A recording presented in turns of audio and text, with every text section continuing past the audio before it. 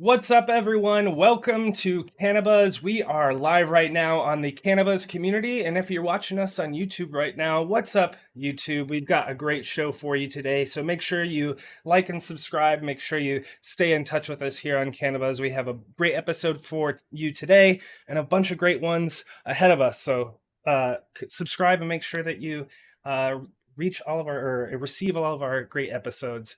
But before we get into our content today, where we're going to be connecting with the GroveBags guys here, as we got Ryan and Lance. First, we've got a couple shout outs that we need to get to.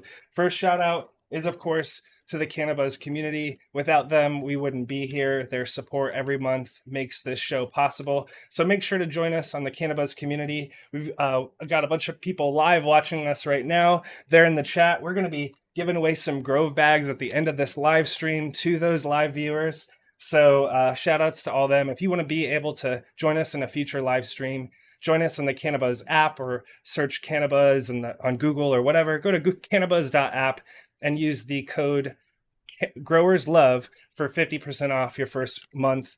Your support is greatly appreciated. And then also we have a shout out to our friend over at TikiMadMan.com.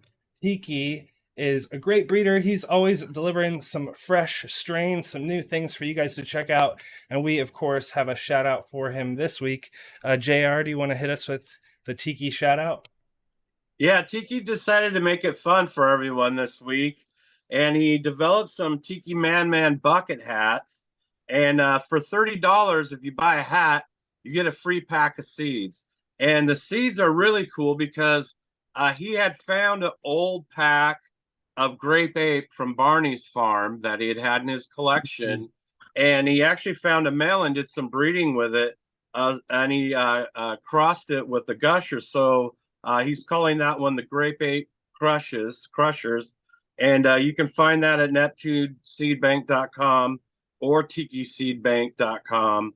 And they are regs, so there are good opportunities for males and females in there of some classic old school genetics we haven't seen around in a while. So pretty excited about that. And then all summer, he's going to be having a 20% off sale at tikiseeds.com. Great. Well, let's get into it. We have a great episode for you today. Like I said, we're joined by Ryan and Lance from TerpLoc. They are known for their great product, the GroveBags. So I've got a couple props here that I'm gonna be like, not as funny as Carrot Top or something like that, but I've got some props here where a GroveBag. We had a question in our community. What is a GroveBag? So let me hit it right at the top as I introduce these guys. GroveBags. This is a GroveBag, an example. I've got GroveBags of all sizes. Like I said, I could do this Mary Poppins style and pull out all kinds of sizes. But what it is it's a bag. I'm sure we'll get into it in great detail. But short and sweet, it's a bag to cure your weed. So this is an example of their glassless or jar replacement bag where I took some tree that a friend gave me and I put it in this bag and it's going to cure it to perfection. So these are a fantastic bag. JR and I have been using them for the last several months. I used them to cure a couple pounds of outdoor weed that I had from last fall and they were great. So we're super excited to be joined today by Ryan and Lance from the team over at TerpLoc. We're going to get all into your questions. We're going to be diving into this product today. So thank you so much for joining us today, Ryan and Lance. Thanks for having us. Yeah, absolutely. Thanks for having us on again. Welcome to the show. And I just want to give a shout out to Lance. I haven't seen you in a long time. And now that I see your face, brother, I recognize you. Used to work for Bovita, right? I did. We caught up when I was flying the B flag in, let's see, Emerald Cup 2019. I want to say it was. And I caught up because you were running with the Colorado crew, man. You were running with the guys. Yeah. Yep. And I still kind of remember because they were all taking off, and you're like, you ran back, and you're like, dude, CannaBuzz, I got to tell you about it was sweet. Yeah, well, I'm glad to see you here, man. It's good to talk to you, and it's good to see your face, brother. Definitely. Likewise. Well, I should probably let Q get into the official introduction. Sorry, Q. Well, I did the first intro, so Lance, we'll start off with you. Lance, do you want to tell us a bit about your cannabis journey and how that led to where you are now? I guess we heard a little bit of where you were just before this gig, but yeah, give us a little bit of background on you. Yeah, for sure. I'll do a condensed version, but grew up in NorCal, in Marin County, so just the other side of the gate from the city, in San Anselmo, little town next to San Rafael, where the Waldos are from. For those that know the true history of 420, the boys that went to a San Rafael High. A little bit younger than them. I'm happy to say I'm actually buddies with one of their daughters, who's a photographer down here in LA. But yeah, grew up around the hippies. Had a mom that was very much all about the granola and the rice cakes and chihuly oil and all that stuff, or whatever it is. But yeah, it was definitely cool growing up around it. It's something that although I did also grow up the DARE program, definitely where I lived, it was more so accepted. And definitely used to go up during the summers, hang out with the hip necks in Humboldt and, Shasta and Lake County and stuff like that. And so definitely respect where I came from. Used to be on the traditional side. That's part of how I saved up to go off to school down in San Luis Obispo, which is the central coast of Cal. And then, yeah, actually I got into digital media of all things, got into advertising and sales, and then it was about 2013 where I got tapped by a former SVP, where I'd worked out before, and she had moved to Colorado for the legal market and said, "Hey, I see a hero path for you based on your background and your experience in marketing and in digital media." And so, yeah, jumped in with the cannabis with a crew out of Colorado. And it was really interesting being a part of the legal, and Ryan, he'll tell you his past too. I'm surprised our past, amazingly, they didn't cross, I think, until like I think it's like 2017 or something, 2018. But both of us were in Colorado at the same time. But yeah, went from there to heading up media operations at Weed Maps. Definitely enjoyed that and love to see what that company is doing now. They're kind of opening up a whole new chapter, which is pretty sweet. And then moved on from there to Boveda. Was at Green Bros for a bit on the equipment side. And then now more recently here at GroveBags, and just loving it. I've always been a big advocate. I say I'm not an activist because I always lead by education. It's not so much of, forcing my ideologies on anyone, but just supporting the community and the community I was a part of growing up and helping to transition into the legal space. I definitely loving what I do and love working with guys like Ryan along the way. It's been great. This is a company where we come from the community. Several of us, including myself, being growers, Ryan being a grower, our CEO being a grower. It's really nice coming from a company that supports our community. Yeah, it is good. I mean, a lot of companies that are in our industry sometimes kind of tiptoe in a little bit, but GroveBags has taken it on full on. I mean, they've been 100% about our community. And so that's one of the really exciting things I learned about getting to know Ryan and learning about his past and how the whole TerpLoc thing even came about. So yeah, shout outs. I mean, I'm really excited to have you both on, and I'm excited to hear, what the future has for all of us in this industry. I think it's going to be great. So talking about that, can you talk about doing business in the cannabis space as far as being a corporation, I guess you might say, or a larger company? Well, we're fortunate, we're not too big. We're still a relatively small company as far as SMBs go. We're privately held, which is great. You guys know some companies have crossed that chasm over into being publicly traded, publicly held. And so we're fortunate in that, not just the people on the leadership team like Ryan and myself, but people on the board are very respectful and understanding of a community first approach towards this industry. We have our challenges like everyone else. We're a tier 2 company, which obviously for you guys out there listening don't know, tier 1 is plant touching, tier 2 is serving those that touch the plant, tier 3 is those that actually are paid or compensated from those in tier 2 that are obviously not touching the plant. So, we're in an interesting space, but we do have some of the same challenges. We have the same challenges as Ryan will tell you on the revenue side, on collecting monies. We have the same challenges on the marketing side with not being able to advertise certain. Just as an example, I posted up free shipping on 420. Literally just super simple. That was literally all the graphics said. Didn't say anything to do with cannabis, weed, marijuana, hemp, etc. Any other name or nomenclature you want to use. Got flagged and taken down off of Facebook. And it's like, in this day and age, it's unfortunate when someone who, again, is not even touching the plant, not even, violate any laws, state or federal. Can't even promote that we're giving free shipping to our customers in the community we serve on what has become a traditional holiday for us. So, we have some of those challenges, but still doing business. All of us, and not to speak for Ryan, but I think Ryan definitely has the same attitude as me. When we see challenges, we lean in. We don't run away or back off. Like, we wouldn't be where we are today as individuals or as an entity if we took that approach. So we're continuing to fight the fight and definitely do it with a smile, as hard as it can be at times. So. Yeah, and it's a challenge. It really is. It really is. So Ryan, he kind of touched on the fact that you had mentioned some of the financial side of things when it comes to write-offs, taxes, banking, access to small business loans. Are those all things that you also have challenges with as well? I will say we are fortunate where we sit with being ancillary ourselves. I mean, in tier 2, as Lance mentioned, I mean, we're not directly plant touching. So when it comes to things like bank accounts and those more traditional means, we don't have the same pressures that our clients do. But since our clients are feeling it, we do too. I will say it's changed a lot. I mean, I think most states that I have experience with talking to people, they've gotten settled in now. Maybe not everyone knows, but the bank is aware. They've found safe havens for their money, but still on a national level, it's still big risk. You're still not able to use a lot of your common bank practices with the way money's moved around and transferred. I mean, having a bank account with somewhere to put it is truly just the smallest and most basic step of banking to be able to run a business. So all of those still exist, which we then see. We still have some clients who, because of the banking side, are still operating mostly cash based, and those hurdles are still there.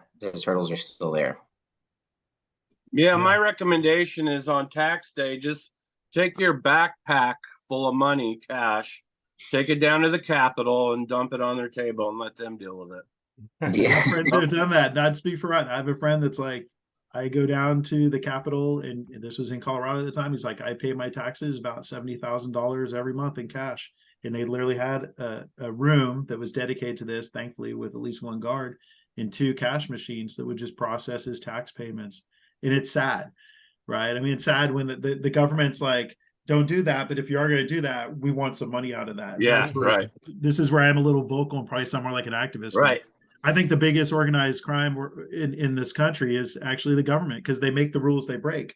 And then there's no recourse for it. At least with the real mafia or cartels, they know if they get in trouble, that something's going to go wrong. Government's just like, oh, we'll just throw a 280 East, we can tax the hell out of you and let you get away with it, even though we're not going to support you in doing whatever you're doing. So it's frustrating. For sure. Yeah, and it almost forces a rebellious kind of, like you said, ideology or something that you maybe don't want to push on other people about your ideology. But as a community, the more that we get impacted by this, like you said, organized crime, how are we not going to yell about it? How are we not going to get upset about having taxation with zero representation? Mm-hmm. I think that's against the rules, right? Yeah.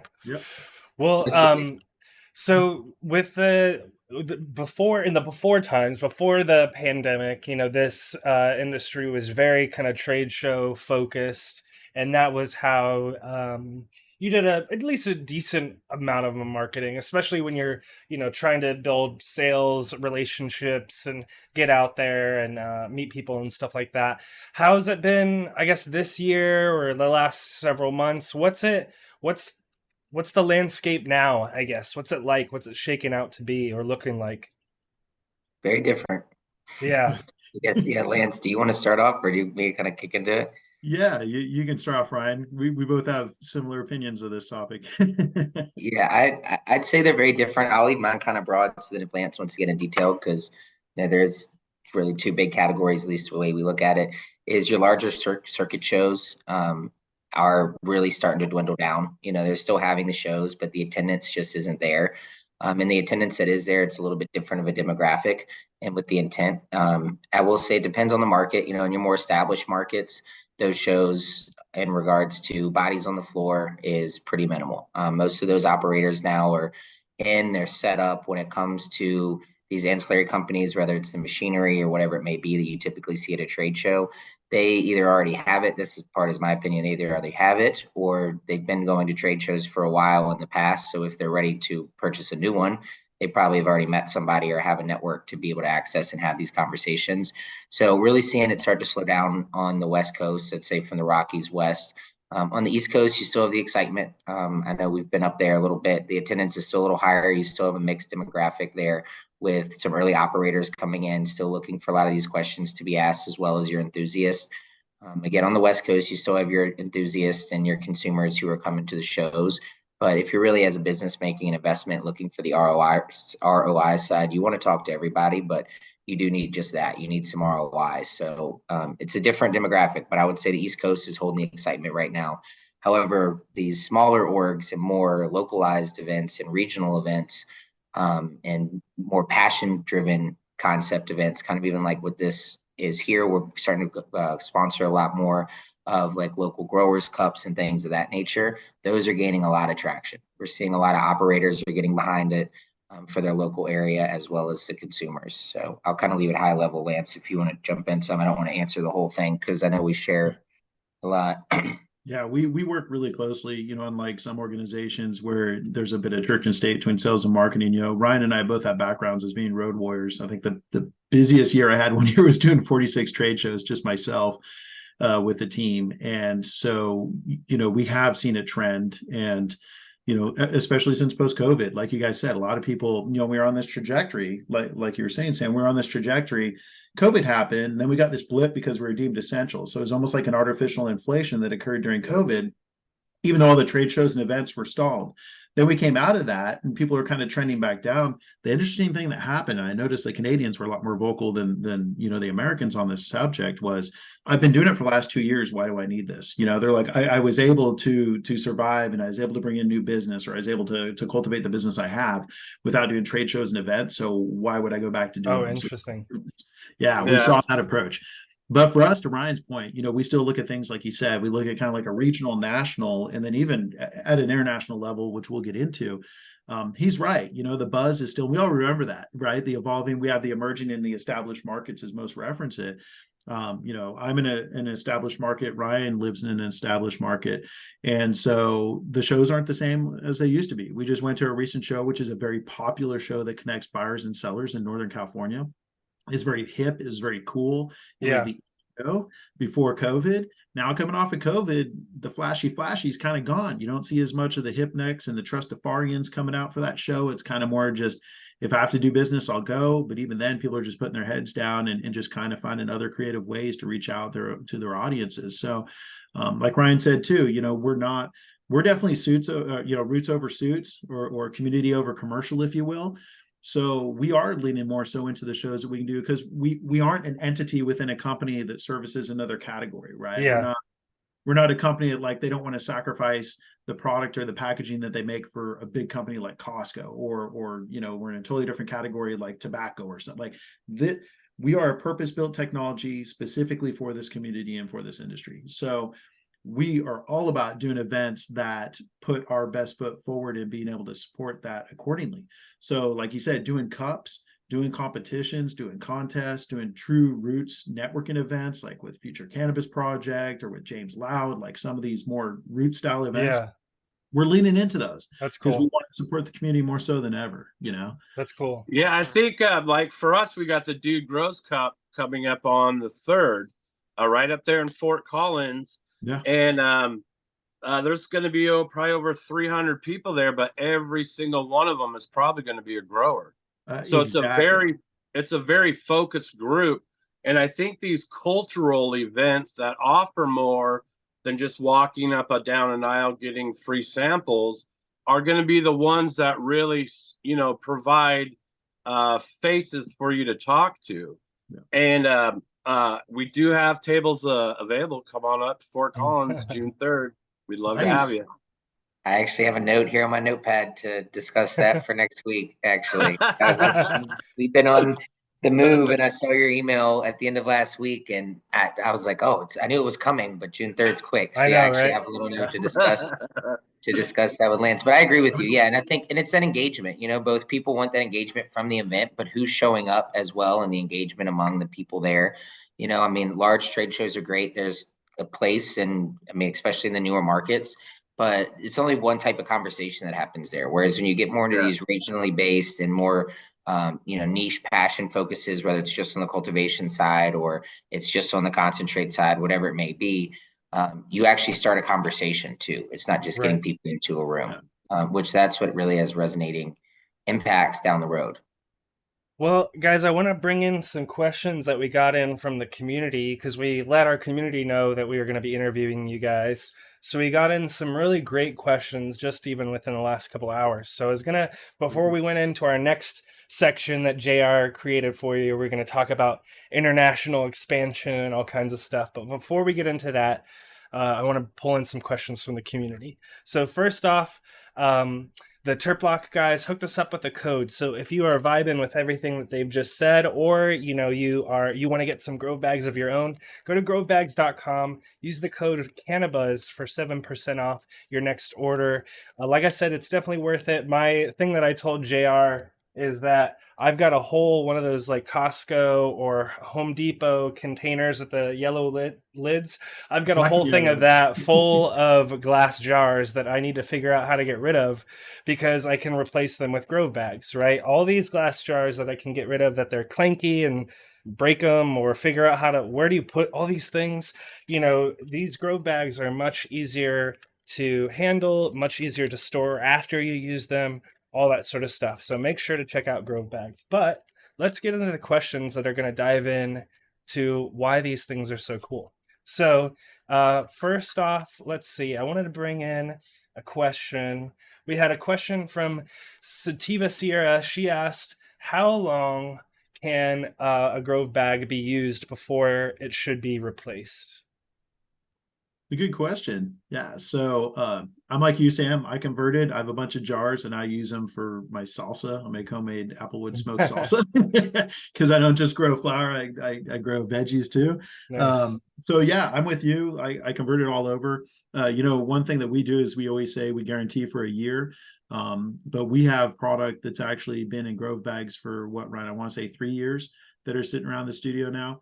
And it's crazy because it does create that perfect environment. We can get into the technology, but there's things that, as much as we respect the traditional glass or stainless containers, there's all different types of approach, right? We used to use little, I'm totally dating myself, but little 35 millimeter film containers when we were stashing and slinging. Hey, those were great. Totally. None of Those ones were great. I totally forgot about that. That's funny. Right?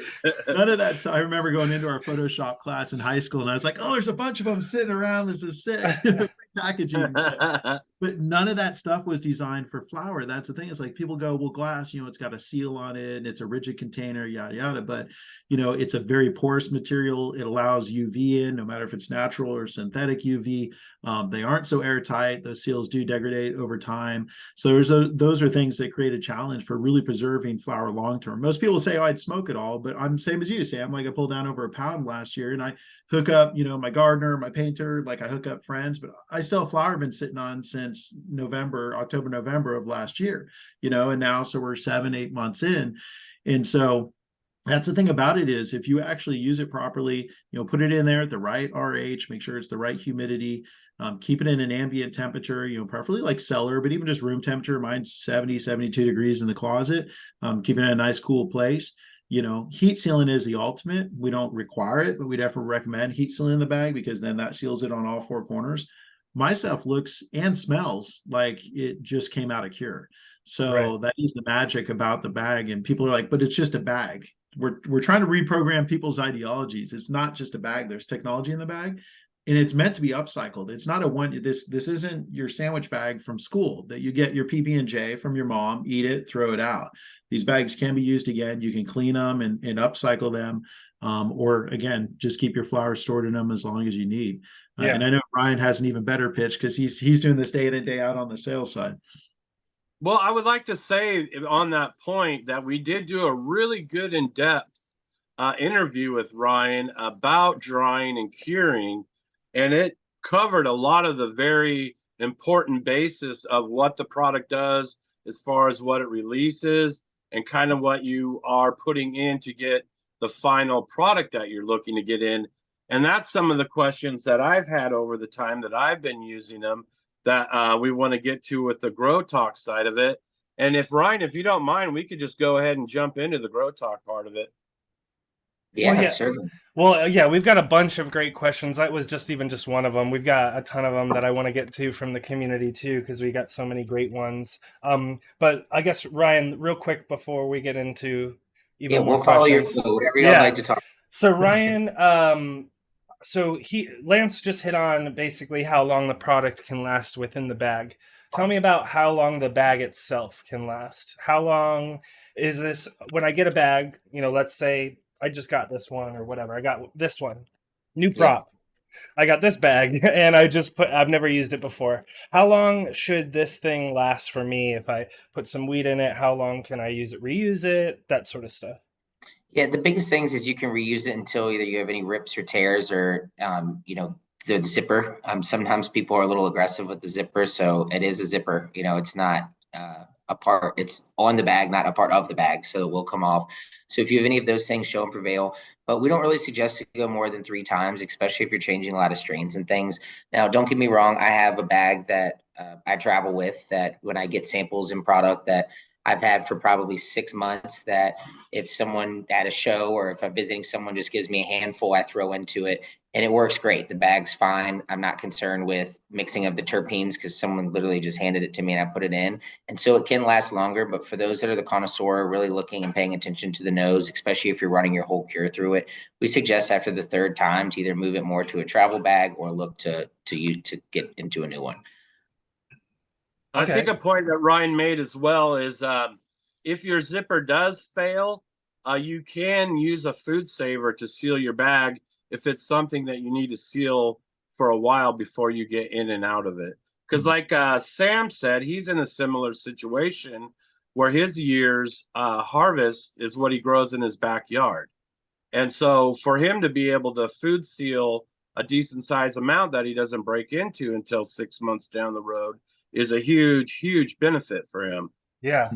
And it just smells amazing, folks. Like you open up, you put this, like you said, Ryan, when you get it to that, or Lance, I think you said have it at the right humidity. We went into this in great depth. Look up our interview with Ryan. I do want JR, before I forget, I do want you to shout out at some point that tool that you bought to check out the humidity. But anyways, what you do is you dry your weed and then you put it in the bag. And this bud just tastes and smells so great after just a few weeks, and it holds in that smell, that taste. And you can open it, and I'm basically, as soon as I can smoke it, I'm cracking into it because it's like the less weed that I'm buying from someone else, basically, you know what I mean? So even still opening the bags and stuff like that, it still holds on. I know obviously there's, ideal circumstances and sealing it and all that kind of stuff. But even that said, if you need to open it up and break into it and grab a couple nugs or whatever, it still can hold up. And let me pull out some of these props before we get too far into it too, because I do just want to show all the different sizes. So there's, we've got this size. We've got, again, the glass jar size. We've got these sizes. Let's see, this is a 1/4 pound.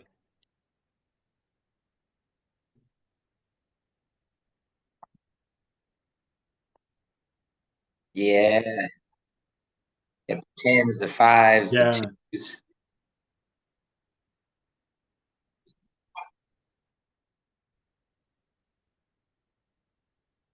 Yeah. Oops, I noticed that I was on mute. I've been talking about all the different sizes of bags we heard here. You. We're hearing you. On mute on the CannaBuzz side because I think I hit my space bar. But anyways, we've got all sorts of sizes of bags here, and these are you can line all sorts of different containers with your GroveBags. You guys want to just hit on that real quick? Because that was something that I didn't quite understand before I went onto the website, and I was like, holy cow, so many different options for GroveBags. Yeah, it's from what Ryan, from a gram.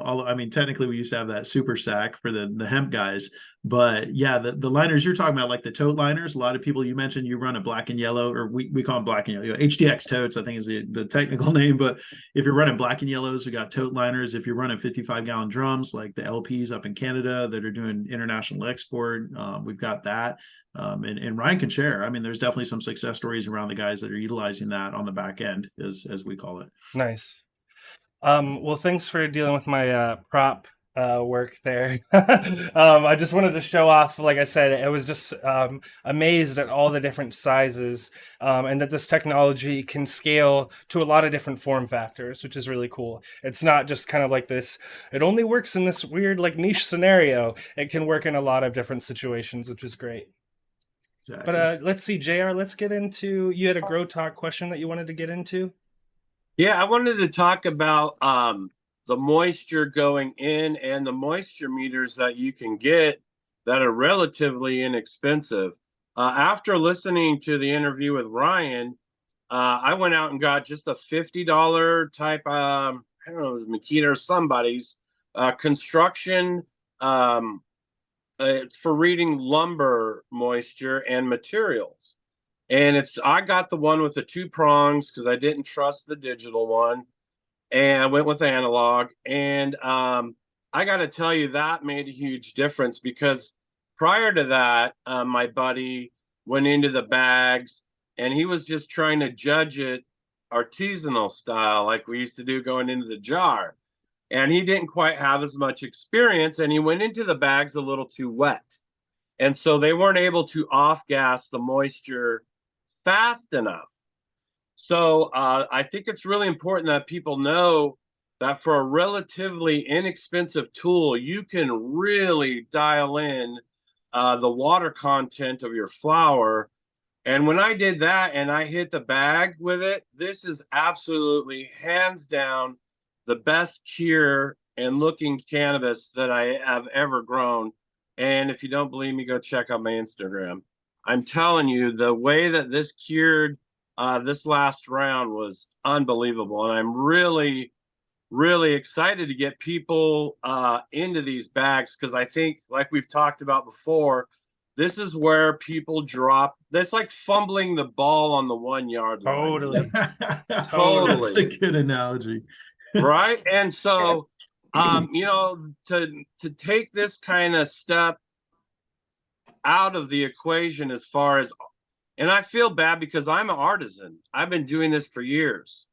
I know by touch, smell, and feel how to make my cannabis great, but a lot of people don't. And we're encouraging the people to get online and to grow their own and take back the plant to the people. And the best way to do that is to make them successful. And so I see the GroveBags and the TerpLoc technology as a way of getting these people successful. And no offense to your larger clients, maybe away from the dispensary as much as they used to be.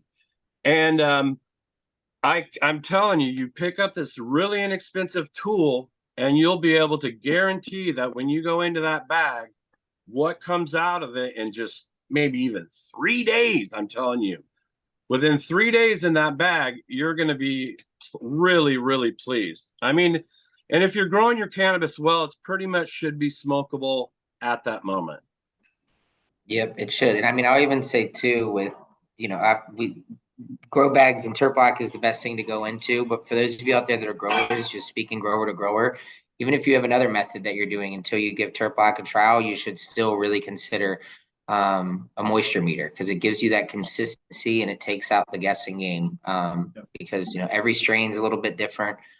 Your room environments can change a little bit. Even different cuts within your room can come at different rates, especially if you're a home grower that has some quantity. You know, most people typically, unless they get all their friends over real quick, aren't running through from dry and trimming within a day, you know. So it just really helps implement that consistency. And then, of course, you're going to see the absolute best results going into TerpLoc, but that really is just a good grower's tool to have for that inexpensive investment. Like you said, it will protect your whole harvest regardless of the method of curing. Because what we suggest for people to come into, just so all of you are clear too, this is really the range you should be coming into and coming out of your dry anyway. As Q mentioned, that's what's so nice about TerpLoc, is you really don't have to change your processes. That's why we have so many different SKUs. your whole overall process. It's more you just change and better utilize the cure step of the process with using TerpLoc. And I will say the moisture meter that I found, I use the materials setting, not the lumber reading setting. Nice. Yeah, I definitely recommend, like you said, doing the probes versus the pad is a big one too. Because you're right. I mean, the old school mentality, we were snapping sticks and squeezing buds, right? Totally. That was to your point. That was the traditional methodology. Ryan's spot on. I mean, if you're a home grower, if you're a large scale, multi-room operator, it doesn't really matter. The variances exist. The variances exist from top to bottom of the plant, from one end to the other. I mean, there's so many, from your A's to obviously your popcorn bud. If it's larvae, if it's dense, if it's indoor, if it's outdoor. I mean, there's so many variables, like you said. So making sure you get it right, because it's good in, good out. Because at the end of the day, this is a passive atmospheric modifier, which means that, you put it in right and it's going to create that perfect environment, and you shouldn't need any amendments. You don't need humidity packs. You don't need desiccant packs. You don't need any supplements. There really isn't. Those are fine if you mess up, right? I mean, there's some people that make mistakes, too much moisture, like you said, too dry. I mean, we used to run tortillas and lettuce when we were trying to bring stuff up as far as moisture. There's all kinds of hacks in that regard. But if you're doing it right, and I think you really touched on something, JR, that's really pinnacle. I was on a panel years back in Reno with a bunch of growers, mostly living soil guys. And so I was the one that's more focused on the post-harvest. But all of them agreed. They're like, growing is only half the battle, if not a third. So many people put emphasis and focus on the grow because there are a lot of variables, right? How you grow it, where you grow it, when you grow it, what genetics you're starting out with. There's all these variables. But like you said, you can literally fumble on the final yard. Like you can be right there getting it over the line and just F up your effort that you spent several weeks, especially if you're full term, man. We're talking months that I'm waiting for this flower to come down out in my backyard. And you get to a point to where it's like, man, I don't want to lose all this effort and energy. So don't chance it. Do it right and use technology. Stop slapping your clothes against a rock down by the river. Use the washing machine that you got in your garage. Just take advantage of the technology that exists. Yeah. And it's definitely worth the investment and the time. As I've told JR before, I'm a guy that doesn't like reading directions. I just like vibes and just trying shit, and it doesn't always work out, especially when you're trying to figure out, how do I dry all this weed that I grew in my backyard? Or how do I, when to, like you just said, Lance, you can spend so much time when you're growing outside, especially, you start growing in May or June, and then you've got, by the end of November, you've got all this weed that you're throwing away in the compost bin because it went moldy or it got too dry or whatever it is. And it's just so brutal. I've been there. So definitely listen to what we're saying. Do some homework if you need to. Watch some more videos so that you can get to a space where you can enjoy this great plant that you've just spent all this time working on over the last several months. But I had another great question from the community. This question was from Hunter Gatherer. He had a question for you about, is there a risk of microplastics or dust residues or anything like that in the bag? What do I have to worry about with, my buds basically interacting with this plastic bag? Any sort of chemicals, microplastics, any sort of thing like that?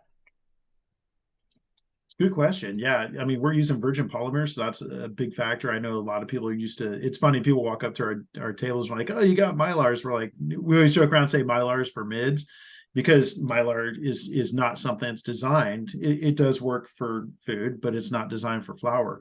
But no, we're in a clean environment as far as where our product is manufactured here in the States. That's a huge advantage too. The fact that we source our raw goods and manufacture here in the US. So we have full control of supply chain, which for those that work in that space, that are on the manufacturing space, that's pinnacle in making sure you put out the absolute best product. So yeah, as far as contaminants, no. Microplastics, no. It's something that, again, we've done testing on the materials, and I think it's something you guys might have mentioned earlier. But, this is something that, as far as technology, not the exact technology that we're using, because this is proprietary specifically to this plant, But this is something that if any of you have gone in and have been a little lazy and decided you didn't want to chop up all your lettuce and carrots and celery and everything for a salad that you're making that night for dinner, it's a very similar application that exists in the produce department as far as that pre-cut, pre-sorted salad material that's in that bag that's creating that perfect environment. And it's funny because that technology came about and nobody was like, why am I buying salad in a bag? You know, again, because we all grew up around putting stuff in bags. But no one's ever asked, how does it not wilt or turn yellow? Why does it stay crunchy and crisp and fresh? And it's because of the technology exists in there. But obviously, just like our product, I mean, that is food grade. This is something that's been around as far as the technology, and it does work in other applications. 100% safe with flour. And so that's something, yeah, we definitely pride ourselves on. But being a factory that, again, we know where we're sourcing our goods, we know how we're manufacturing our goods, and everything obviously follows those GMP best practices, making sure that it's as high quality as it can be, because it's medical first. And that's where I came from. I'm an advocate from the medical side. Our CEO, Jack, is an advocate from the medical side. He was a caregiver before he was, obviously in this space. So it's something that we do hold close to our hearts as far as caring about the way the flour is taken care of in our packaging. And we had this next question was from Big Bad Badger that was about, can you speak to kind of the sustainability and reusability and kind of recycling? You know, many in the community are thinking environmentally. So how does that kind of fit into this world with your product? How does that all work together? Yeah, that's something I'll let Ryan speak, because that was one conversation we had between our teams kicking off the year was, 2023, we're leading with education, and it really hits home to that topic. So maybe Ryan, if you want to pitch up that one, and I'll add. Yeah, I definitely can. Yeah, so with us and where we're focused at really is upcycling, and the sustainability factor is a big part for us. Our back end liners, TerpLoc film itself is recyclable number 4. When you start getting into some of the other bags, especially with point of sale and some of the foils and those customs are not recyclable. A little fun fact too, most bags, most zippers are not recyclable. So that's one of the things, even with our gloss pouches, it's made out of the same TerpLoc film, so the number 4, but it does have the zippers on there. So that has an impact on that, but all of the back end is recyclable number 4, but that's why we push really heavily the upcycle. These bags can be used more than once for your flour, but they can also be upcycled into other purpose-driven needs, just for simple storage as needed around the house. And then as a company as well, we're part of the Sustainability Coalition. So what that means is from start to finish, really approaching everything with sustainable, from packaging to the shipping to the fuel use, to be able to hold that and have that level of certification. And so it is big with us. And something too, as a company, I can't let too much out right now, but we've got some exciting things in the works that could really be a game changer, both on the sustainability front as well as just for the industry and some other segments around it besides just flour. So more to come on that, but that's really where we set right now. Recycle number 4, and as a company making strides, but it is unique with the film that we make and the process that it takes. So sometimes we have a lot of people ask often, like, why aren't you using a hemp? Why aren't you using some of these other things? I'll tell you, we've tried and we're still trying. So to get that unique result that TerpLoc does, it takes some unique properties and some unique processes. So it's been a challenge, but it's one that we've taken on.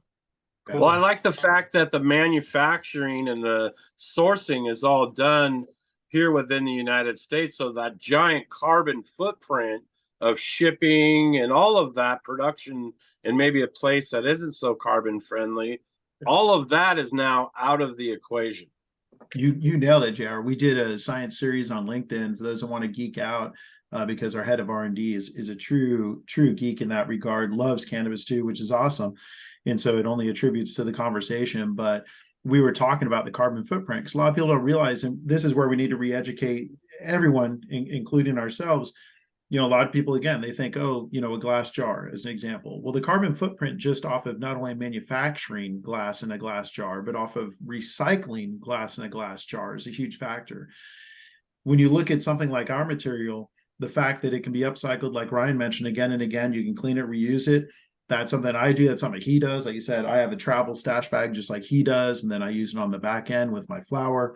But educating people that stop throwing away bags. Yes, I know we were brought up in thinking that plastics throw away and you keep your glass and you keep your stainless, But these bags are designed and durable, to Ryan's point, to be reused and to be recycled and upcycled. So it's something for people to consider. And this is something we brought up again earlier in the call. I think you mentioned all the glass jars and what to do with all these glass jars and these totes, right? So think about this. If there is a manufacturer we're working with, and I know again this is a little bit more so on the license side, but someone that's transporting 1,000 pounds of flour from Northern California down here by me in LA, 1,000 pounds of flour in jars versus 1,000 pound of flour in our bags is a substantial difference. And that does make an impact on the overall weight. And that's a whole other byproduct or indirect attribution to using something that's like ours, flexo packaging versus rigid packaging and transport, because you're saving weight. So that's another way to obviously continue to help make an impact on saving the world, saving the earth. So there's things that really contribute to making this shift. And a lot of the guys, a lot of the OGs up on the hill, and Ryan and I, again, we're both in NorCal. There are guys that are culture and craft. They're like, I'm making the change, man. Like, I know glass is cool and retro but it's not protecting the flower the way I want it to. And it's freaking expensive. It's expensive to buy. You're buying it from offshore. So the money, the net, landed cost of it, never mind the carbon footprint, just the cost of getting it here. And then the logistics and transporting it all around your state and eventually all around the country is exponential, just because you want to be nostalgic and put it in a glass jar. Yeah. So we need to change the way people think. Totally. Approach we have to. And you guys can fit into various parts of the chain. I was thinking about this because as you were just talking, Lance, because I'm friends with and watch a lot of the farmers in NorCal. And like you just said, Lance, they've got to usually they're putting it in those big yellow totes or whatever. They're putting it in a van and they're driving it all the way down all the way from Humboldt all the way down to LA. Then they put it in some buildings somewhere there, and then it gets distributed out to the dispensaries down there in SoCal. So they should, those folks should be thinking about putting it in GroveBags, at least on that transit down from NorCal to SoCal, because I would have to imagine as you're driving down the highway through the deserts, or at least dry parts, especially through the summer and significant parts of the year here in California, the humidity's got to be fluctuating dramatically, and I doubt those Costco containers or Home Depot containers are like that great at making sure that your bud's going to hold up during that transit. Absolutely true. Yeah, the leak down on those. Now there is an iteration that comes with a gasket, which is a little bit better, but to your point, we call it the leak down, so that the what's allowed to transit, rather be the oxygen or the moisture content in that environment. Like you said, it's not really doing anyone favors. So yeah, it's something, again, we need to look at things like that. And that's where we try to look at it from a bigger picture, not just what we can do to make an impact, to your point on that close range of, hey, this is easy. It doesn't break, doesn't shatter, isn't as heavy. You're not buying it from overseas or overseas, offshore, but also all those other elements that come into play as well. A lot of people just don't think through until you really geek out on the logistics side of transporting cannabis from A to B. And so for those that may be watching this and they're on the recreational or medical side and they're thinking about putting their products on shelves, can people do branded GroveBags? Is that a thing? Like, what can you kind of touch on that? Because as someone who I buy a decent amount of weed at the store, and I kind of geek out on the packaging because it's obviously, like we've talked about, it's a crucial part of delivering your weed to you. So when you come across something that has great quality, you want to make sure that it gets proliferated out there. So yeah, can you speak to how your product's been used by people that are customizing it on the rec side? Yes, absolutely. So it is being customized on the rec side. We have full custom capabilities.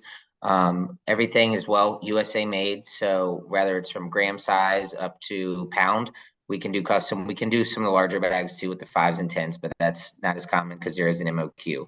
But we can really get as basic to as flashy as you'd like. We have window features you can put in, which is nice because of our UV feature. We offer standard and CR zipper. Really, whatever you imagine, we can bring to life.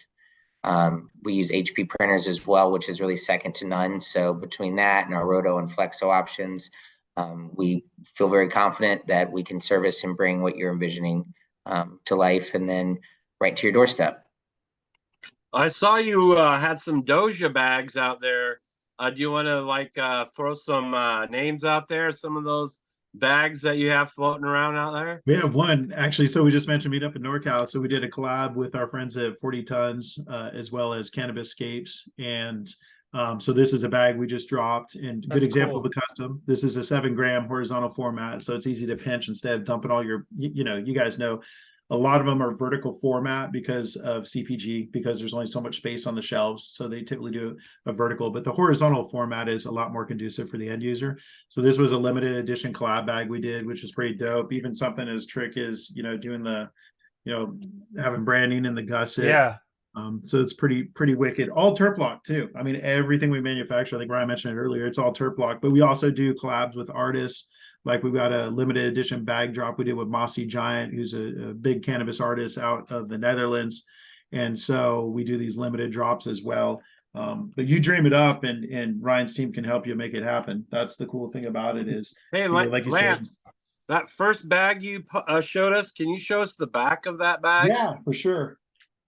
So, yeah. Oh, yeah. You probably, yeah. So that was kind of so That's right. no one should be in prison for weed. This is definitely, something that hits home for a lot of us, because there's some of us that, and again, I don't mean to speak for Ryan, but he and I both have a background in the traditional market, unfortunate in not being incarcerated or, in prison, or having extensive records to prevent us from being able to have a livelihood, but we did an earlier collab with the same farm that supplies to 40 Tons, which is Strong Mountain Farms. And this was another kind of message that we wanted to get out there. And this is, again, thanks to our collab with Greg over at Cannabis Scapes, utilizing his weed art in order to get the exposure. But, sending that message home to people understand, some people are offended when you say it's just a plant.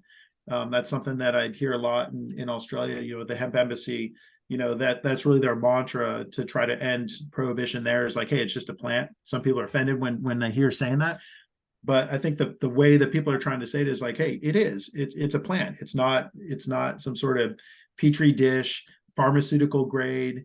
This is something you can grow in your backyard and enjoy, and it's something that you should enjoy. So again, that's just another way of us supporting it, is doing collabs like that. Awesome. Excellent.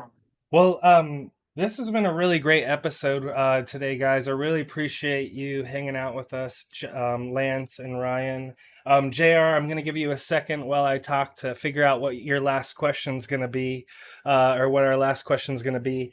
But before we go, once again, guys, if you've been digging what we've been talking about today and you want to score some of your own Grove bags, go to grovebags.com and please use the code CannaBuzz. It'll give you 7% off. We'd really appreciate it. And it's also just a great deal. Like I said, you can get bags in all sorts of different quantities. By the way, we had a question about that in the community too. They were saying, hey, how can I get these bags in bulk? Just go to the GroveBags website. They have tons of different quantities down to, single digits. So that's what I did to get started, is I grabbed like a few of this, a few of that, or whatever. It's totally friendly. You can figure that out on the GroveBags website. So check that out. And use the code CannaBuzz. And then, of course, shout out to everyone in the CannaBuzz community for all the great questions that we got today, or the last several days that we went through today. But anyways, JR, what's your last question or two? Well, I want to kind of focus on Ryan and the international sales. I think that's a very exciting thing. I think that's something that's not a lot of our cannabis reps are doing right now. And it's a very, very unique opportunity. So I'd really like for Ryan to talk a little bit about the international sales and what it's like entering other cultures and what their kind of perceived notions about cannabis is. Because like Lance said, 1,000 years ago, cannabis was a plant, but today it's a drug. So I'm curious to hear what Ryan's take on that whole international traveling situation is. Yeah, well, gosh, first, where do we start? And no, but it's been fun. I'm going to tap Lance into we have a unique situation, which is an awesome working relationship where for us, sales and marketing are tandem also on the international level. And it's one thing. Lance has his own strong international market from previous ventures that he's been able to bring and plug TerpLoc into. And we have Julian, another team member who's not with us, who's been playing a big part. But yeah, really, where do we begin? I mean, for us, our big focuses have been Thailand's been a lot of fun to see. We actually were out there earlier this year. but I've really seen growth there with the way the license structure. A lot of people joke around and say it's like the Oklahoma of Asia right now, really being the first country over there within to legalize it and get a system going. They did jump right into it. So that's been wild in regards to us there. We've had clients to service. We are selling into there. We were out there in January and went and saw some of our clients, but it's still a very loose structure. It is a little bit of the Wild West feel as well. And I know right now there is a lot of discussion around what the future looks like. Not that it's going to disappear, but they've had some political changes recently. And so just with how quickly everything went and opened up without much of a structure, there's a lot of questions of what structure is going to look like now. But, the cat's out the bag, so I don't see it going away. But they are expecting things to tighten up a little bit over there, while at the same time, some of those neighboring countries are knocking at the door to legalize themselves, because you have a lot of those people that have just from those other countries, just like they did in Oklahoma, they've recluse there. And so these neighboring countries, whether they want it or not, are seeing an influx as well, because people are finding the safe haven and getting it there. It's just the way it works. Europe is super unique as well. A lot of discussion, a lot of interest, but also not a whole lot of quick movement. So we have a team member who's over there who's in Barcelona. Barcelona has been well for us. And Europe is doing good and it's gaining traction, but it's just such a diverse political approach to it with those countries that are so close. There's so many different opinions right there and so many people. Australia is moving pretty well. We're seeing South Africa's picking up strong. They're doing a lot of business around the cultivation and the export side. And same down in South America, down in Colombia, especially. Colombia is focusing on with their climate. They have a lot of outdoor, a lot of export to Canada. And so it's been fun. It's been fun, but it reminds me a lot. It's a huge learning experience. It's difficult, and things even that don't have to do with cannabis. This is my first venture this far into the international side. So things from VAT numbers to shipping to what's the local political side to some of the governments want all of your secret sauce, which you're not going to do. So every client, which if you want to look at it that way as a country, is completely different with how to get into, even more so than the States.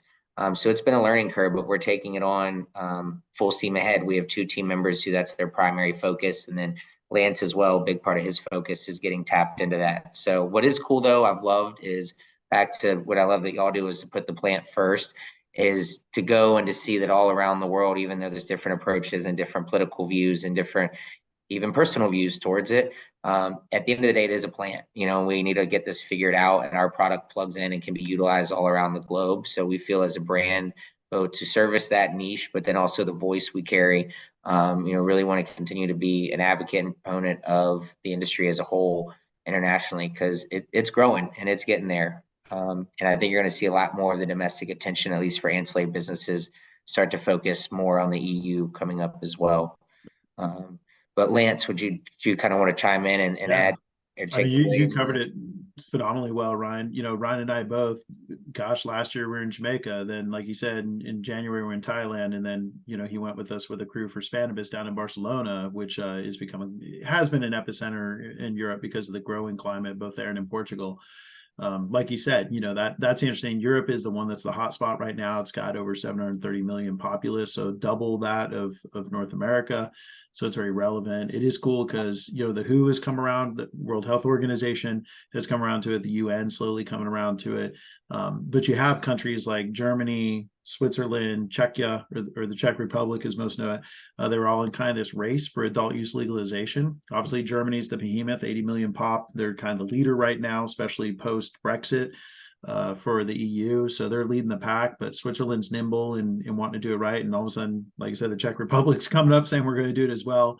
You've got Luxembourg and Malta that are they're starting out kind of private, personal versus commercial, kind of like how DC did here in the States. The cool thing for us, though, is like some of these places literally and figuratively are perfect climates. Again, like Ryan and I being growers, going to Thailand, going to Jamaica, those are climates that are perfect for our product. If you have a high humidity, tropic, subtropic environment, and you need to keep your flowers safe from those elements and those variables, especially on the RH side, this is the solution. That's not going to happen again with glass or with stainless or with any other paper bags, which, believe it or not, some countries still store in. You need that controlled environment for this flower and for sustainability. But it is awesome. It's the international front. 36 countries have legalized on some level or another. It's moving quicker than ever. So we're stoked to be a part of it. I kind of want to ask you a longevity question, and kind of pulling this one out of my hat. One of the things I've seen happen in our industry is a company will come along with a technology based on a problem. And that problem usually is not involving a lot of people solving it. They get in there, they start solving that problem, and then 100 other people see that success, and then they start jumping on that same bandwagon. So can you kind of talk about longevity in the game of humidity and maybe even temperature gas control? Yeah, it's for us, we're definitely in it for the long haul. You know, for us to be successful, we know we need to be 4 steps ahead of anyone that's even remotely compared to us or considered competitors. Like Ryan said, we're working on some next level stuff. I mean, literally from seed to social, we're looking at all aspects that we can bring technology, and we are constantly innovating to make our product better. But there is always going to be a need for that perfect environment for storing flower long term. Again, this isn't Sudafed or ibuprofen that you can just throw in a jar and keep in your keep in your shelf or your cabinet for a year or two. Like, this is biomass that's constantly degrading once it's taken from its life force. So it takes a special amount of care and attention. And just like food, there's variables in order to keep that freshness. You touched on the biggest enemies of flower is light, oxygen, and moisture, or lack thereof. So you need to keep all three of those, that trifecta, in check, or else that rapid degradation is going to occur in the plant matter. And it's fine, right? I mean, the plant is a bit of an enigma in itself. We're still trying to figure out the elements. If you have oxidized weed, what do you end up with? What I call the ghost cannabinoid, or CBN. And cannabinoid is not bad, right? CBN is pretty dope. If you just want to get a good night's sleep, it might not smoke the greatest, but man, it'll help put the lights out, so there's nothing wrong, but why have it in that state when you can have it in the perfect state that is meant to be consumed? So that's a longevity for us, is to continue to like you said, we solved a problem many people didn't realize they had, or they're doing one trick pony solutions to try to solve. I'll throw lettuce in and that'll keep it fresh, or I'll throw it in this higher sealed jar, or vacuum sealed jar, and I'll keep it fresher. You need to fire on all cylinders really to just sustain that quality and potency, Yeah. So that's what we're focused on. And I think that's one of the points that Sam brought up is that transporting that idea of being farm to shelf with a product that's so volatile in its terpene profiles and all that it stands to lose in that process, it's going to benefit everyone. And I think as the consumer starts to become more educated over time and starts to become aware of what quality means, that's going to start meaning a lot more to them. And in the end game, I see a lot of business for you on the smaller side of the packaging rather than the larger side. Agreed. Yeah, that made me really excited, Lance, when you held up that bag, and then that you guys were just at the event that you were at this past week in NorCal. I know the one that you're talking about. It is influential on the dispensary side and on the buyer side. And those guys need to see those bags, because those are the people that, buy the stuff that they sell at those dispensaries. And so they need to see that this stuff is possible. And like I said, I buy a decent amount at dispensaries on a, pretty much a weekly basis. And so I get to see all the different packaging, and Mylar bags suck, man. It's so frustrating when you spend $40 to $60 for an eighth sometimes, and it comes in this plastic bag, and it's just completely dry dust weed or whatever that you break up and put in your grinder. It's like, what the hell? And so I'm just so excited that you guys are making this product, and you're making it in such cool form factors with the printing and all this sort of stuff, so that it can ultimately get down to the point where consumers are going to able to benefit from this and all that stuff. So anyways, we really appreciate your time today, Lance and Ryan. It was a really great time talking to you both. Really appreciate it. If you enjoyed this episode and you want to go dive deep into more into GroveBags, make sure to check out our previous episode that we did with Ryan several months ago. Just search CannaBuzz GroveBags on YouTube. I'm sure you'll find it. But shout out to these guys for joining us. Really appreciate it. GroveBags.com. Where can people follow you on social or YouTube or whatever? You can shout out other stuff too if you guys want. Yeah, at GroveBags across the board. We're very, very much active on Instagram, YouTube, LinkedIn, you name it. We're at GroveBags, and then, like you said, grovebags.com. We definitely have any of the questions you have. We have a phenomenal FAQ section that has both contextual and video responses. So a lot of people are asking, how long do I dry it? What's the perfect relative humidity or moisture content? All the rest of it. We've got those answers for you as well. Worst case scenario is reach out to us. We have people hitting us up on the regular. We're always, again, being a group of guys that are coming from the community, a group of individuals that are supporting this community, we're always here to help you out. So thanks again for the opportunity. Thanks, guys. I really appreciate it. Yeah, we're going to let Ryan and Lance jet here in a second here. But for everyone that's watching on the live stream, these guys hooked us up with some GroveBags to be given away. So I've got some glass jar replacements here that I'll be giving away to some live viewers in just a second. So shout out to everyone in the CannaBuzz community. And then once again, shout out to TikiMadMan at TikiMadMan.com and Tiki Seeds. Really appreciate his support. And as always, support your local grower, support great companies out there that are supporting the scene, like the one that we talked today. And as always, JR, growers love. Growers love.